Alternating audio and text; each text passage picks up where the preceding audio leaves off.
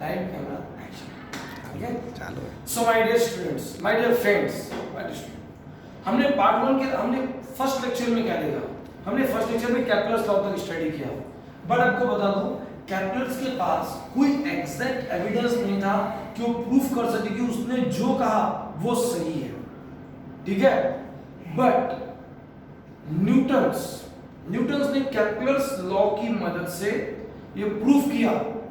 Newton's ने universal law of gravity जो बनाया उसमें उसने कैप्लर्स लॉ की मदद भी ली, और वो कैसे ली वो हम आज आगे देखेंगे टॉपिक में। ठीक है, अब हम देखेंगे Newton's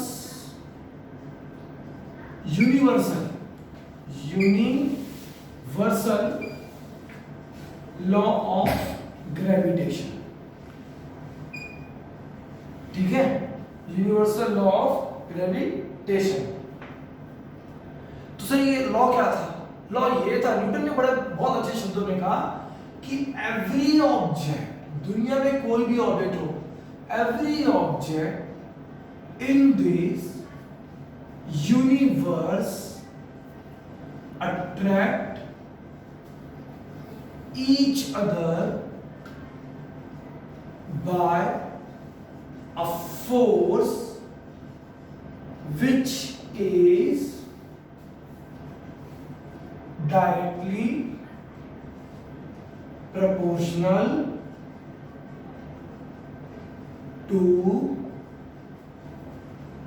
product of their masses and inversely proportional to square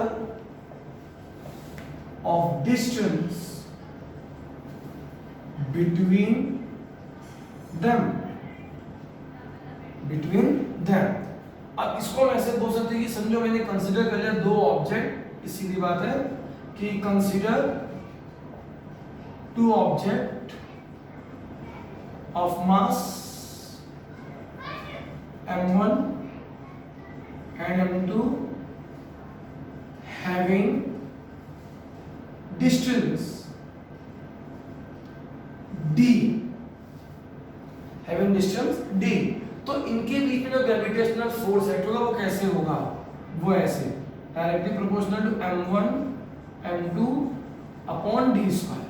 ठीक है, आप इसको इस तरह से देख सकते हो कि ये दो ऑब्जेक्ट हैं, ये m1 है, ये m2 है, और ये इनके बीच का क्या है? Distance.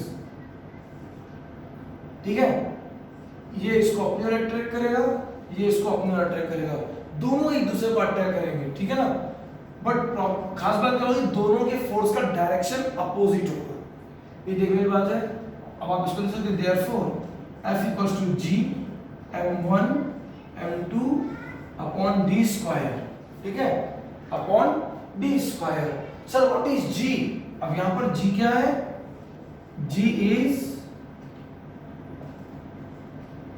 Universal gravitational constant। G is universal gravitational constant।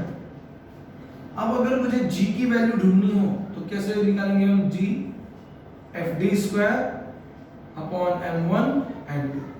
ठीक है, अब देखो मैं इसकी ऐसे ही निकालने जा रहा हूं। ठीक है ना, किसकी? G की। G क्या है? कांस्टेंट है। अब आपको मालूम होना चाहिए फोर्स का यूनिट क्या है? Newton number 1। डिस्टेंस किस में मेजर कर रहे हैं? मीटर में, यानी मीटर स्क्वायर। और मास किस में करते हैं? केजी में, तो केजी इनटू केजी।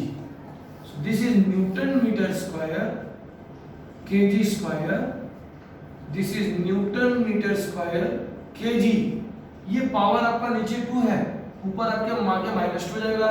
सर अब ये कैसे होगा? कई लोगों को डाउट होता है, सर कुछ भी लिख देते हैं, कुछ नहीं लिखते। आपको याद होना चाहिए, अपने इंडाइसेस में पढ़ा था ये law 1/a⁻m equal to a⁻−m, इस तरीके से। तो ये क्या हो गया? ये उसका हो गया SI यूनिट। ये क्या है? SI यूनिट किसका SI यूनिट है सर ये? G का। सर G क्या है? G यूनिवर्सल ग्रेविटेशनल कांस्टेंट है। ओके, G का वैल्यू भी है, साइंटिस्टों ने, न्यूटन वगैरह ने इसकी एग्जैक्ट वैल्यू भी ऑब्जर्व की है उन्होंने।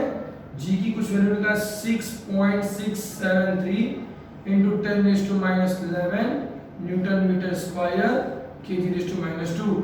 इसको आपको ध्यान में रखना है, क्योंकि नॉर्मली ये जो क्वेश्चन है वो आपका एमसीक्यू में आता है कि what is the value of G। तो G की वैल्यू क्या है? 6.67 into 6.673 into 10⁻11 newton metre square kg⁻²। ठीक है, ओके, चलो आगे बढ़ते हैं। सो माय डियर, आपने यहाँ पर क्या देखा? हमने लिखा कि force which is directly proportional to product of their masses. Direct proportion याद होना चाहिए, नहीं क्या होगा? डायरेक्ट प्रोपोर्शन में अगर एक क्वांटिटी इंक्रीज होगी तो दूसरी क्वांटिटी भी इंक्रीज होगी। इसका मतलब अगर इन फोर्स में से, अगर मैं मास में से किसी एक बॉडी का मास भी डबल कर दूं तो फोर्स भी क्या हो जाएगा? डबल।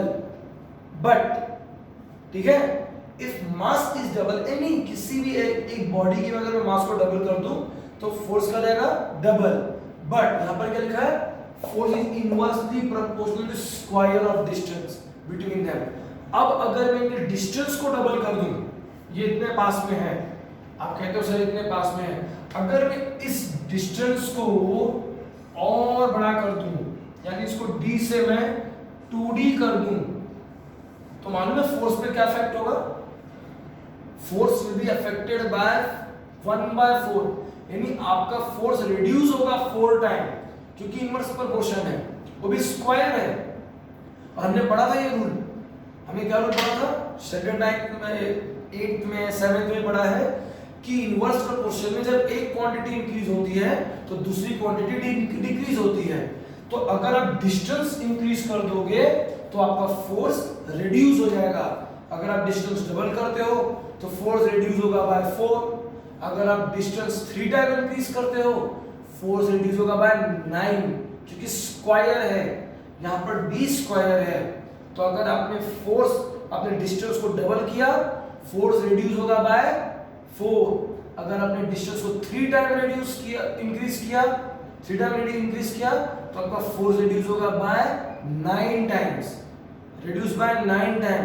ठीक है, ध्यान में रहेगा ना आपको, भूलेगा नहीं, बिकॉज़ ये सभी क्वेश्चंस में एमसीक्यू में आपके आते हैं। ठीक है ना।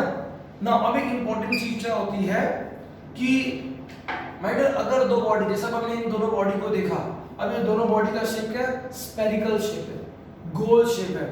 तो अगर मैं एक इमेजिनरी लाइन ड्रॉ करूं इस तरीके से, तो वो लाइन कहां से पास होगी? इनके सेंटर से। वो लाइन कहां से पास होगी? इनके सेंटर से। ठीक है ना, फ्रॉम सेंटर।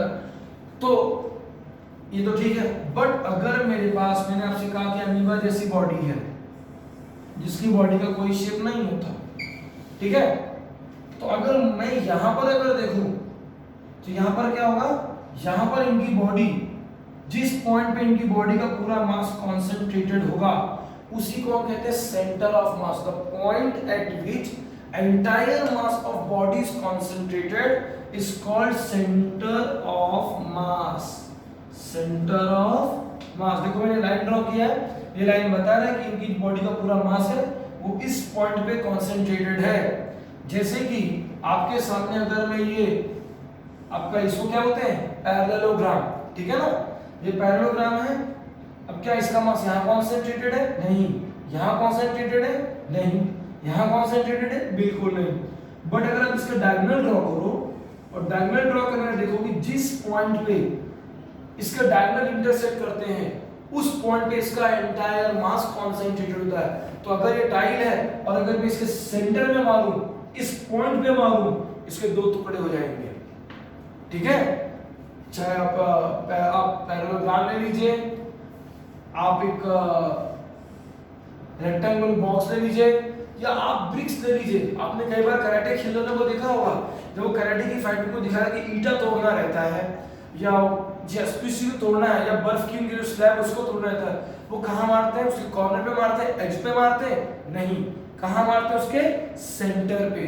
तो जिस पॉइंट पे बॉडी का पूरा मास कॉन्सेंट्रेटेड रहता है उस पॉइंट को हम कहते हैं सेंटर ऑफ मास। ठीक है, चलिए ये टॉपिक हमारा क्लियर हो गया। अब मैं थोड़ा आगे बढ़ता हूं। स्टॉप कर लीजिए। सो क्लास, अब हम सीखने जा रहे हैं inverse square law. This law was also given by the Newton, और इसमें न्यूटन ने सेंट्रीपेटल फोर्स और यूनिफॉर्म सर्कुलर मोशन का रिलेशन दिखाया है, और बाद में उन्होंने दिखाया कि कैसे centripetal force is responsible not only gravitational force, पर उसने कहा है कि centripetal force which is acting on planet is responsible for its circular motion and must be inversely proportional to the square of distance between the planet and the sun। किसने कहा ये? Newton ने कहा। तो न्यूटन ने क्या कहा कि भाई सीधी बात है, कंसीडर कर लो कि ये आपका सन है, ठीक है, और ये आपका कौन है, चलो कोई भी प्लेनेट ले लो, हमने प्लेनेट ले लिया, ठीक है, किसी प्लेनेट को हमने ले लिया, नाम दे दिया। अब प्लेनेट, सीधी बात है, अब प्लेनेट कैसे मूव कर रहा है? हमने कहते हैं कि प्लेनेट हमारा जो मूव कर रहा है वो यूनिफॉर्म सर्कुलर मोशन परफॉर्म कर रहा है। यूनिफॉर्म सर्कुलर मोशन याद होना चाहिए, सेंट्रीपेटल फोर्स मैंने बताया था।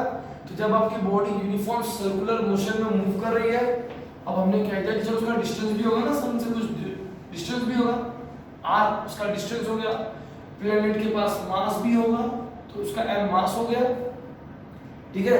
और जब प्लेनेट मूव करेगा सर्कुलर मोशन में तो उसका, क्योंकि अपने वेलोसिटी भी उसके पास है, उसका डायरेक्शन तो चेंज होगा, उसके पास वेलोसिटी भी होगी, ठीक है, तो उसकी जो स्पीड होगी, दैट स्पीड को हमने क्या ले लिया? v, and for mass, r for distance and v for speed. किसकी स्पीड?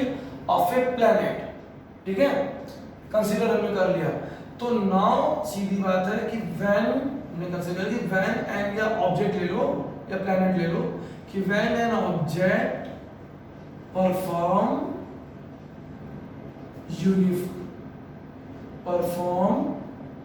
यूनिफॉर्म सर्कुलर मोशन, ठीक है, तो कौन एक्ट होगा? centripetal force acting on an object is given as F equal to mv square upon r, ठीक है, F equal to mv square upon r। This is my number 1. Now since my planet is moving in a fixed orbit, एक circular motion में perform कर रहा है, एक circle बना रहा है वो, ठीक है, तो मेरा v क्या होगा? v, क्योंकि वो डिस्टेंस कवर कर रहा है ना, वो डिस्टेंस कवर, हमने कहा v क्या है? उसकी वेलोसिटी, ठीक है, स्पीड हम लेकिन v क्या है? उसकी वेलोसिटी, या ठीक है, उसको डिस्टेंस ही बोलेंगे, सॉरी बेटा, स्पीड है जो है उसको हम v ही लिखेंगे, ठीक है ना। तो स्पीड का फॉर्मूला क्या है? बट स्पीड का फॉर्मूला है distance upon time, that is v speed हो गया। अब डिस्टेंस, चूंकि मेरा प्लेनेट जो सर्कुलर मोशन परफॉर्म कर रहा है, तो उसका जो डिस्टेंस होगा ना वो क्या होगा? सरकमफरेंस, ठीक है, सर्कुलर मोशन है ऑफ सर्कल अपॉन, ठीक है, टाइम, टाइम के हमने क्या ले लिया? t। तो v equals to 2 pi r upon t। अब मैं क्या करूंगा? अब मैं लिखूंगा put v equals to 2 pi r upon t in equation number 1। अगर इक्वेशन नंबर 1 में मैं डाल देता हूं तो क्या हो जाएगा? ध्यान से देखो जरा, m v स्क्वायर, तो 2 pi r upon t whole square, और यहाँ है, इसको ओपन करेंगे तो m into 4 pi r square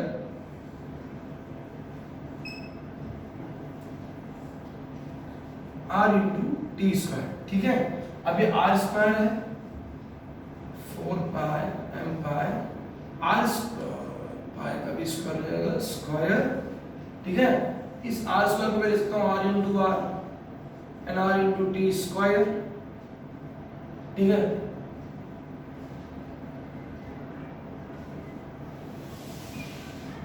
तो आर और ये आर हमारा क्या हो गया, कैंसिल।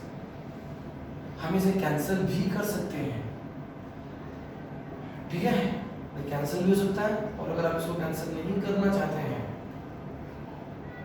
ना, इसको कैंसिल तो करना पड़ेगा बेटा, बिना कैंसिल के इसका काम ही नहीं बनेगा। तो क्या बचेगा फिर अपने पास में 4m² r upon T square, ठीक है। कई बच्चों को इसी क्वेश्चन में डाउट था, तो मैंने स्टेप बाय स्टेप कट करके दिखा है क्या क्या कैंसिल हो और कैसे कैंसिल हो। फिर हम क्या करते हैं, फिर हम यहाँ पे लिखते हैं, हम लिखते हैं मल्टीप्लाइंग एंड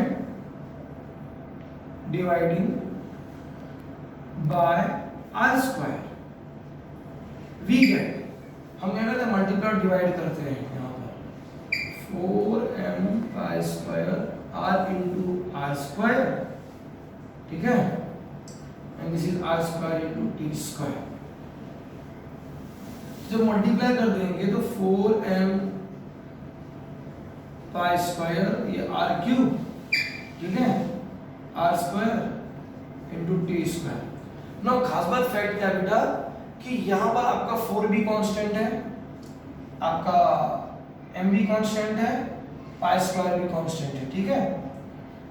प्लस आगे देखते हैं 4m², ठीक, आपका ये पूरा टर्म क्या हो जा रहा है, कांस्टेंट हो गया, ठीक है, आर स्क्वायर। अब आप जरा इस चीज पे ध्यान दो और कैलकुलस लॉ का थर्ड लॉ देखो। कैलकुलस लॉ में क्या था, थर्ड लॉ में हमने वहां पर पढ़ा था ना कैलकुलस लॉ में, ठीक है। मैं बाजू में लिखूंगा यहाँ पर कैलकुलस थर्ड लॉ, जिस पर हमने क्या पढ़ा था, हमने पढ़ा था कि t² upon r³ equals to k, ये पढ़ा था हमने ये पढ़ा था। मगर यहाँ पर उल्टा है, दैट इज यहाँ पे तो उल्टा है, r³ अपॉन t² है तो इसका इन्वर्टेंट हो जाएगा 1 अपॉन k।